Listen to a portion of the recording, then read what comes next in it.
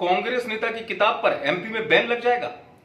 ऐसा क्यों मैं कह रहा हूं, आपको बता दूं कि जिस तरीके से, जिस लहजे में मध्य प्रदेश के गृह मंत्री नरोत्तम मिश्रा ने इस किताब को लेकर अपना बयान दिया और कहा है कि विधि विशेषज्ञों से राय ली जाएगी और इस किताब को मध्य प्रदेश में बैन किया जाएगा।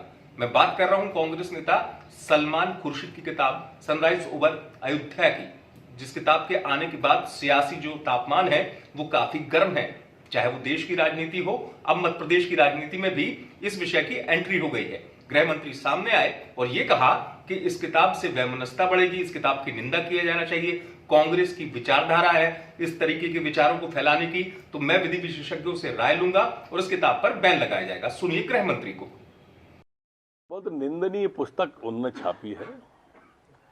दरअसल हिंदुत्व को खंडित करने का, हिंदू को जाति में बांटने का कोई अवसर ये लोग छोड़ते ही नहीं।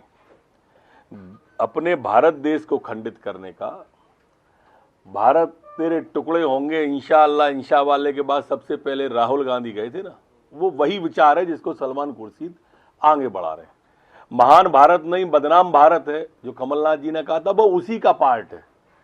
कैसे भी देश जातियों में बढ़ जाए, हिंदुत्व के टुकड़े हों, और इसलिए हमारी आस्था पर प्रहार करने का कभी कोई अवसर नहीं छोड़ा। जिस हिंदुत्व के बारे में सुप्रीम कोर्ट कह चुका है कि हिंदुत्व एक जीवन पद्धति है,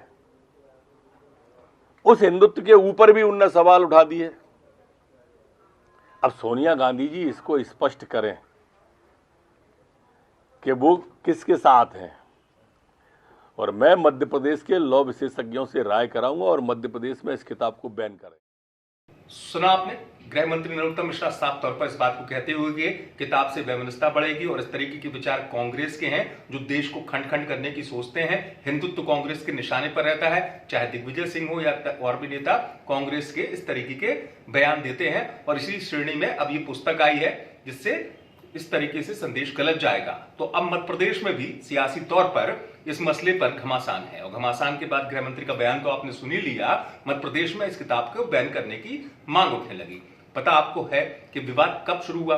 किताब में दरअसल एक अध्याय है, चैप्टर जो है सैफ्रॉन स्काई नाम से, उसमें जब हिंदुत्व की तुलना की गई आतंकी संगठन से, आईएसआईएस, बोको हराम जैसे संगठनों से, उसके बाद जो है विवाद शुरू हो गया। बीजेपी लगातार हमलावर है इस मसले को लेकर। हालांकि मैं आपको बता दूं, पुस्तक में जो चीजें हैं, जो पूरा पुस्तक का जो क्रम है वो है बाबरी मस्जिद गिरने से लेकर जमीन विवाद पर कोर्ट के फैसला आने तक का पूरा एक क्रम है, जिसको सलमान खुर्शीद ने अपनी पुस्तक में लिखा है।